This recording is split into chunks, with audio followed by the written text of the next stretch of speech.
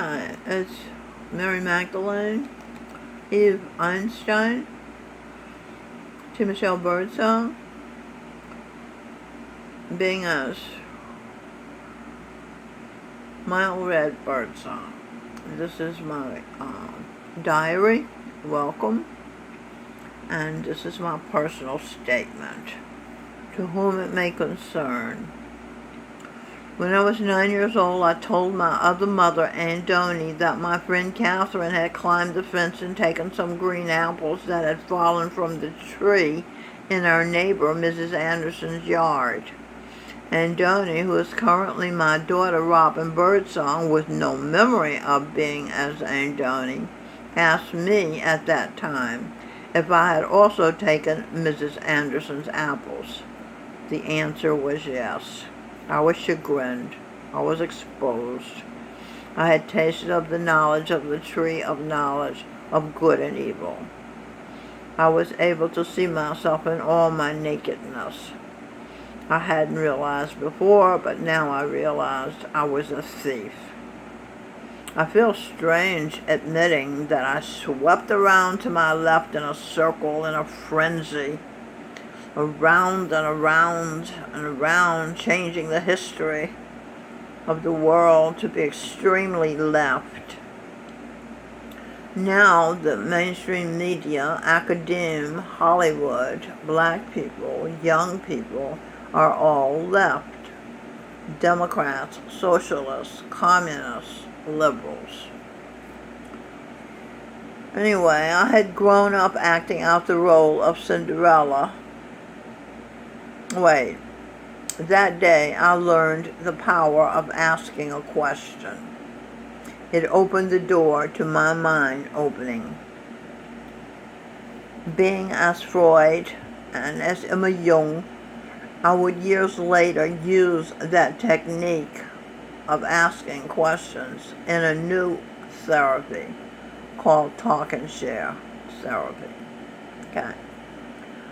I had grown up acting out the role of Cinderella in my family. My family was small, only myself, my mother, and my sister Helen. One day when I was 16, my mother told me to wash the dishes. Uncharacteristically, I said no. My mother, 5'5", got in my 5'9" face, insisting that I obey her, like I'd always done. She held the broom in a threatening manner. I simply grabbed the broom from my mother, and again I said no. I caught myself. I had stepped over the line, but I wasn't going to hit my own mother, my God. I wasn't even going to continue being violent toward her. But before I could apologize, my sneaky, cowardly sister came over to my mother and played what I now believe was a psychological trick on me. She said to Mama, "Come on, leave Minnow," my nickname at that time, alone. You know she's crazy. I think my sister was afraid of me. Papa, Claude Marshall, my mother's common-law husband, said Helen's a coward. Cowardice is an evil. That statement, words, evidence of a conspiracy between my mother and my sister existed that I had not known existed, either actually existed. The two of them knew a secret about me, that I was crazy, or my evil sister was psyching me out to believe that I was crazy and had been secretly crazy for I don't know how long they believed I was crazy. If in fact they believed I was crazy. I was in a state of shock. The question raced through my mind, I'm crazy? I was highly suggestible at that time. Again, I was only 16 years old. I entertained the possibility of my being and having been crazy simply because my sister, my babysitter, my authority figure had said so. I couldn't believe she was that evil, that she knew her power over me, that she knew me well enough to know that I'd take her words to heart, that she'd taken advantage of me trusting her, and that she'd sowed seeds of me believing that I was insane. just to get back at me for daring to try to stop being Cinderella, the family workhorse, the dishwasher, the washer of the Venetian blinds, the duster-offer of the furniture, the floor mopper. Helen, a negative Scorpio. Charles Manson was a negative Scorpio. Helen was stopping me from trying to be her equal. She was also seeking revenge, punishing me for daring to think that I was as good as her, that I could be a family member and not be the slave. Helen's, including the words, "you know she's crazy," was, I now believe 50 years later, that was Helen's insidious way of getting me to believe that my mother also knew I was crazy, a confirmation. The fact that Mama stayed silent did indeed convince me that she knew I was crazy. I was astounded that others knew more about me than I knew about myself. This alleged fact sent me on a lifelong journey to get to know myself. And I became obsessed with understanding what is insanity and what is the logic of the psyche of humanity. It took me quite some time to be able to realize, real alive, the fact that each psyche, soul, has its own logic about each thing, person, and event they're concerned with. For the past 30 years, I have practiced a therapy I created called Talk and Share Therapy.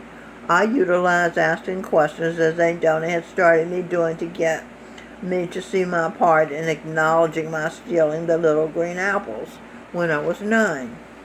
Talk and Share would put it this way. Did you acknowledge your tiny voice, your conscience, your awareness that you were stealing when you picked up Miss Anderson's apples? No. Many years later, it dawned on me I had pushed aside the subtle sense of knowing that I shouldn't remove Miss Anderson's apples from her ground, from her property. So now I'm showing you how Talk and Share Therapy came to be what it is. A practice that makes perfect self-awareness possible. Self-realization and God-realization possible. Jesus said, "You can be like me." Jesus was God realized. See current form of Jesus Christ. Guru Govinda Singh Dillon, head of Dara Baba Jamal Singh, as his headquarters in Bias, India. He is my guru.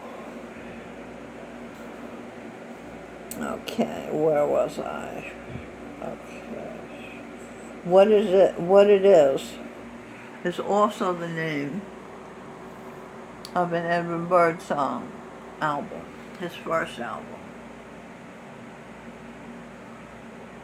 on Polydor Records.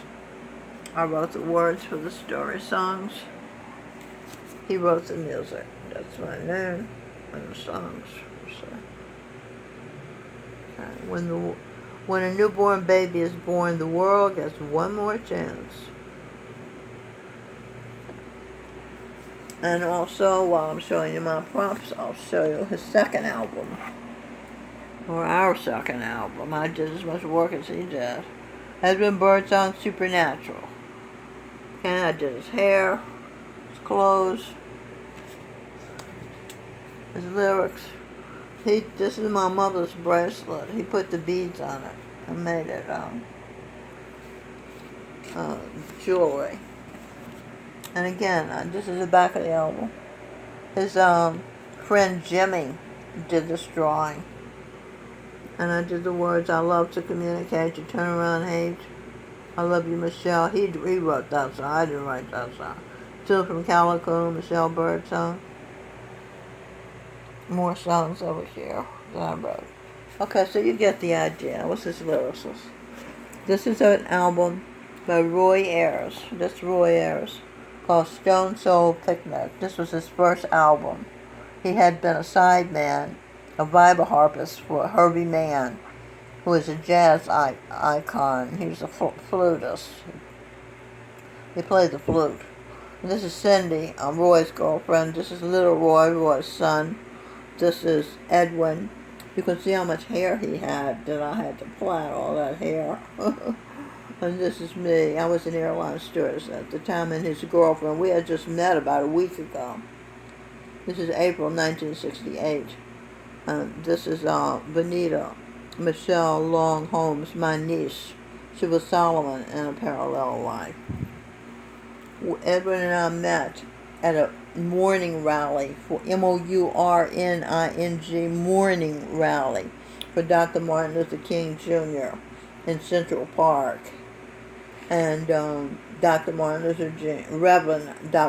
Luther King Jr. has been reborn as my grandson, Lou Ranziger. This is a book that I wrote with my daughter, Sneezy the Grizzly Baby Sits Abigail, by Michelle Birdsong and Robin Birdsong. Illustrations by T.J. Robshaw. T.J. is my son in a parallel life. And this is model for Abigail was my granddaughter, Jandara Ranziger, who had been my mother, Miss Frog. Okay, and this is book is available on Amazon.com. I hope you'll pick these products up. They're really quality. We put our heart in all our creativity, all our creative work. Okay, a house that created Edward's image, a head full of plaited hair, which I told you that. You can see it best here. And many others in the black community all over the world, men and women, adults and children, adopted the hairstyle for themselves. Nina Simone, Snoop Dogg, Stevie Wonder, and their fans, and many others. Plaiting hair has become hair art, a business. African ladies on 127th Street in Harlem were charging and getting $500 for the hairstyle that my family and I did for free. Beads and extensions have been added. Plaited hair, especially with extensions, allows lamb's wool textured hair to feel like they have the long mane of Jesus' stallion's tail to swing and flip around with a toss of their head. My plaiting action came from cousin Emma Poindexter of Clarksville, Tennessee, Eddie Lee Poindexter's mother, which she got from my mother, Miss Frog. She did French braiding, corn rolling. Plaiting she got from her grandmother, part Blackfoot Indian, Mama Sally Kendricks. She'd be as Chief Sitting Bull in a parallel life. He wore his hair in two plaits, braids. He'd be as my granddaughter, Ostara Gloria, currently.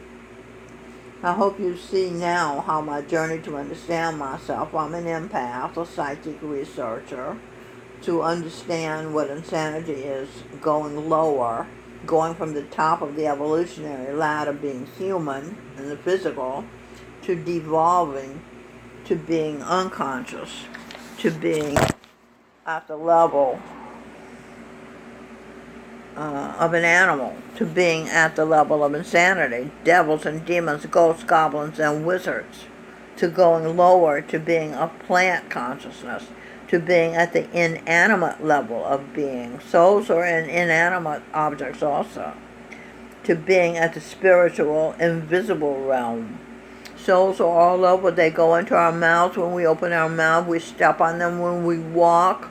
This is what the Guru tells us. They're everywhere. They're filled with the air, in the air. At the spiritual level, your need is to establish a relationship with the Creator, so you will belong somewhere. Then, to figure out a way to show your gratitude. Gratitude is the secret of wealth.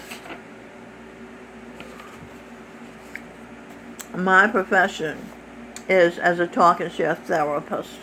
If you want my help, my expertise is $10 for 10 minutes. Write a brief paragraph telling me your problem. Send it along with your name, address, telephone number, email address, and $10 for a small problem and $29 for a medium problem. These are donations. And a $100 donation for big problems. Send to Michelle Birdsong, 148 8th Avenue, number 310, New York, New York, 10011. I will get back to you with a written